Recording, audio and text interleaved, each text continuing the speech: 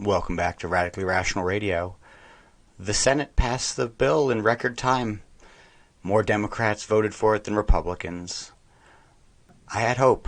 I honestly thought the Republicans would actually do something and not just give more ground to the Democrats. But they did. And if you don't believe me, we're just going to listen to Chuck Schumer tout about this victory lap. Let's jump into it. Now, Democrats are feeling very good tonight.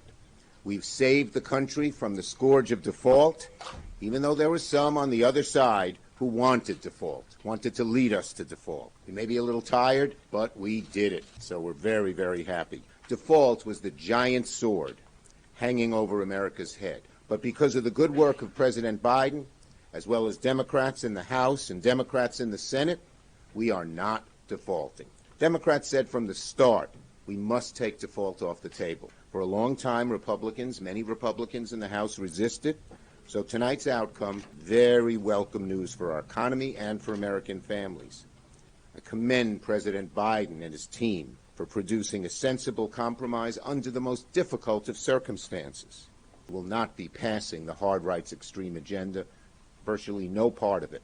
And that is thanks to the Senate and House Democrats and to President Biden. But don't just listen to me.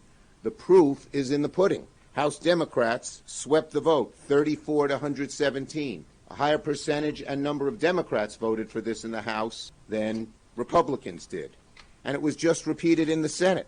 Overwhelming majority of Senate Democrats voted for the bill. A majority of Republicans voted against it. And it's not just how Democrats carried the bill to the finish line, but why. We got more votes because the bill beat back the worst of the Republican agenda. Basically, this was an exercise in where the American people were at, and they're much closer to where we are than where they are. But this agreement was a very good outcome because it accomplished three extremely important goals. First and foremost, we prevented a catastrophic default that would have decimated our economy, raised costs, and inflicted immense unnecessary pain on tens and tens of millions of American families. Second, the bill preserves the lion's share of the historic investments we've made to grow our economy, fix our infrastructure, make the U.S. more competitive on the world stage, which the Republican caucus in the House seemed intent on tearing down. They didn't get to do that. And third, and very importantly, we did a very good job of taking the worst parts of the Republican plan that would have hurt so many families, and we took those worst parts off the table. Let me say it again. Tonight's vote is a good outcome because Democrats did a very good job taking the worst parts of the Republican plan off the table, and that's why Dems voted overwhelmingly for this bill, while Republicans, certainly in the Senate, did not. What does it say about a Republican bill when more Democrats vote for approval in Congress and in the Senate? You heard Chuck Schumer himself. They managed to keep the investments they've made over the past 2 years onward into the future. The amount of extra spending we did in the past 2 years is close to 40%. It's absolutely insane. And none of that got pulled back. And they get another 1% increase this year and next year.